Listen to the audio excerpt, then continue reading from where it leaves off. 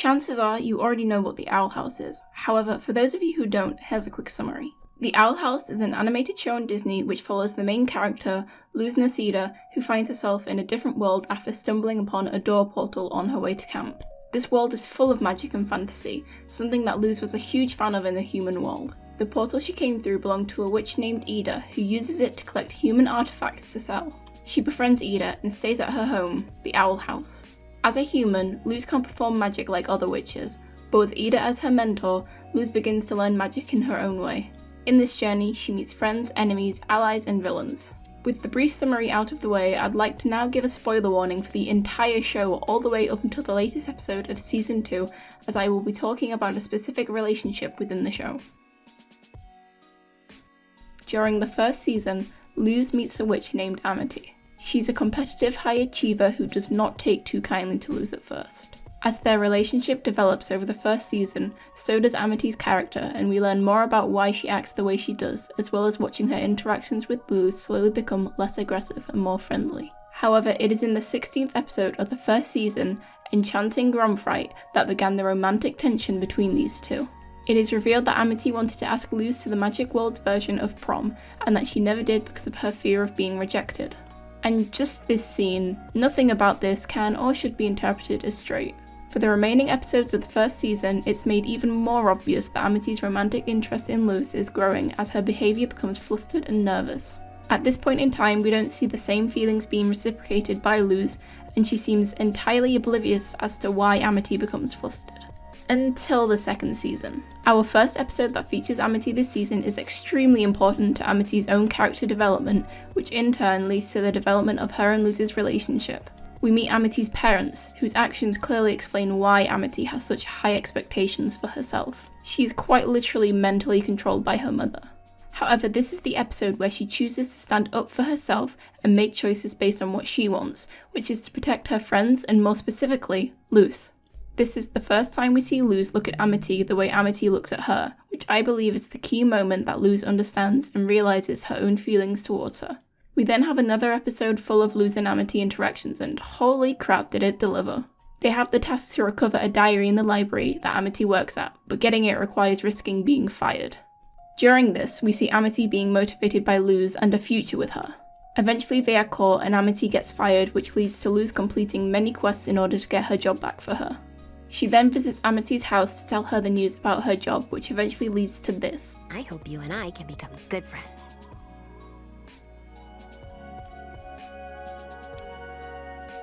Don't worry. You always have a way of sneaking into people's hearts. Bold move, sister. Okay, good to see you. Farewell forever.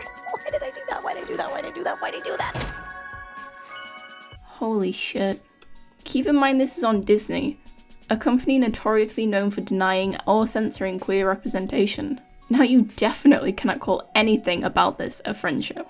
Knock knock knocking on Hootie's door. The 8th episode of the second season. The episode that this relationship becomes official. We are explicitly shown that Luz reciprocates the romantic feelings from her lines in this episode. Maybe you can tell me how to ask out a cotton candy-haired goddess? Which is overheard by Hootie, who wishes to help her achieve this love that she desires. So he kidnaps Amity, lures Luz into the basement, and sends both of them deeper into the basement into his homemade tunnel of love. Yeah, despite how cringy it is, Amity loves it, but Luz's fear of being made fun of causes her to destroy it in a panic. Obviously taking this as a sign of rejection, Amity says, This was a nightmare. Yeah, it kinda was. Well, get out of your hair. Hey, Amity, wait! This wasn't me. This is all Hootie's stupid idea. Yeah, this was stupid. I mean, us? Dating? That's stupid, right? There's not a single millimeter of room to try to excuse this as a friendship. These two female characters wish to date each other, which they end up doing. The episode progresses and we get this scene. He was trying to help me ask Amity out. Oh, whoa. Do you wanna? I've been wanting to ask you something for a while. But I wanted to do it in the best way, and in the tunnel of love, I thought, Amity's too cool for this. I'm not as cool as you think. Okay, everything is so crazy right now, and I have no idea what my future holds, but it would be so cool if you were in it. So, Do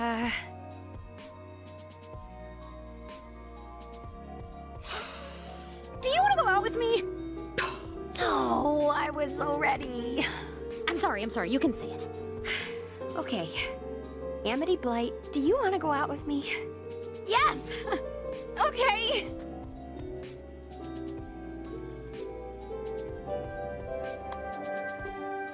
Why is this still so scary? I don't know. Just when I thought it couldn't get any better, episode 9 has them referring to each other as girlfriends and communicating just as a normal relationship would. Today, I'll show Luce that I am an awesome girlfriend. I volunteer as well. As Luce's girlfriend, I must... I get it, Boots. Fool's blood bad. You okay? Come home? Flirty, loving, and supportive. Now that we've recapped on how they got together, let's talk about the importance of them being together. Of course it's representation, but most importantly it's good representation. In fact, I'm confident when I say this is the best representation for a queer relationship I've ever seen in cartoons. Here's why. First and most importantly, their relationship is clear. It's obvious and completely indisputable. They use words such as dating, girlfriend, love, and much more. There's no room for confusion about what their relationship is, and that's exactly what we need. Clarity, definitive relationships that cannot be glossed over. For this reason, I'll use the cops from Gravity Falls as an example. Gravity Falls was another show on Disney that featured two background characters, Sheriff Blubbs and Deputy Durland, who had scenes which had fans speculating about whether or not they were a couple. It was finally confirmed in a charity drawathon by Alex Hirsch, the creator of the show. This confirmation was outside of the show itself, and with no definitive proof besides some affectionate interactions between them, anyone watching the show can do nothing more than assume instead of confidently acknowledge them as a gay couple. Many shows take this subtle route to avoid issues with the company they are producing the show for, as censorship of queer couples is still a huge issue in the cartoon industry due to the assumption that queer will negatively affect and confuse kids. Which is so stupid, but we pass as I'm not here to rant. Just to celebrate. The Owl House doesn't do this. Dana Terrace, the creator, fought so hard against Disney in order for them to let her write this representation so prominently into the show. It is because of her that we have a very clear gay relationship on a kids' cartoon network, and that is incredible. Next is the fact that Luz is the main character and Amity is the protagonist. They appear in countless episodes together, which gives us the content needed to see a development in their relationship and the romantic interactions they'll get to have. Their relationship isn't that of just some background or side characters with hardly any personality or story to go along with them.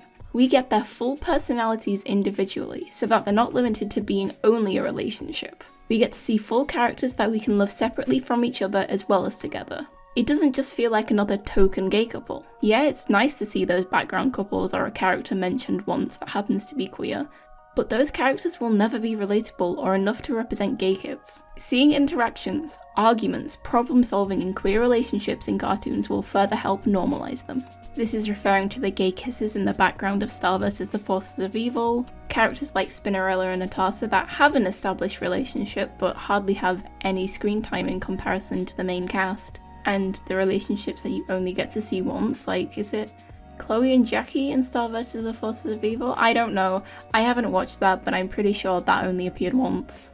The Owl House selecting a main character as well as another one of their protagonists to be in a relationship so that there would be multiple episodes with their relationship in is incredible. We actually get to see a queer relationship develop just as we've seen straight relationships develop in cartoons. It's amazing. I'm in love. Another thing is the timing and pacing of this relationship. Now, I love She-Ra, and the relationship between Catra and Adora prior to their kiss has its own significance. But their romantic feelings being established within the last couple of episodes, with the kiss only taking place within the last few minutes of the final episode, leaves no room to appreciate them together. And this is a trope you find happens a lot. Just like Marceline and Bubblegum's relationship, only being confirmed in the finale after 10 seasons. Again, no blame to the creators of these shows, as I understand censorship likely contributed to them not being able to do anything sooner, but this further shows the importance of when the Lumity relationship became canon. After the Grom episode in season 1, I became very worried that this show would continue this pattern and spend the next season building up to a big confession at the end of the series. However, we were only 8 episodes into season 2 when they started dating. There are 21 episodes in total, meaning we have another 13 episodes to watch how they function as a couple. And that's insane to me. This pacing means more screen time and interactions between the two as a lesbian relationship. It can actually be relatable and accurately show kids that an LGBT relationship should in no way be treated differently than the straight ones. Because in this cartoon, it is being treated just like any other cartoon straight relationships. It has time to develop. It has multiple episodes to exist in. It's amazing. And now I'd like to talk to you about one of the key reasons I appreciate this relationship. And that's because it's simple. Kids don't need to be exposed to a sad, what we're doing is wrong queer relationship. It's just two goofy kids trying to navigate their feelings for each other, and that's all kids could need for it to be normalized. Its approach in episode 8 is no different than if either Amity or Luz were male. There's no mention of their genders, no judgment from those surrounding them, just support. And that's such an important message to push when representing these relationships to kids. Because not only will it help gay kids to feel normal, it will help straight kids to treat them normal. In comparison to other shows with gay characters, The Owl House is absolutely one of the best. This show is a huge push in the right direction in getting LGBT characters and relationships normalized and more common in cartoons for kids. And I'm loving it. Not even just for the relationship, but every other aspect of the show is incredible to me. It represents a wide variety of people and issues, as well as just being fun and quirky for kids. Without a doubt, I'm excited for the rest of season 2 and what other barriers they can cross when it comes to representation. I highly suggest you watch this show. It's incredible and I can't recommend it enough. Anyway, thank you for listening and be sure to stay hydrated. It's what Hootie would want.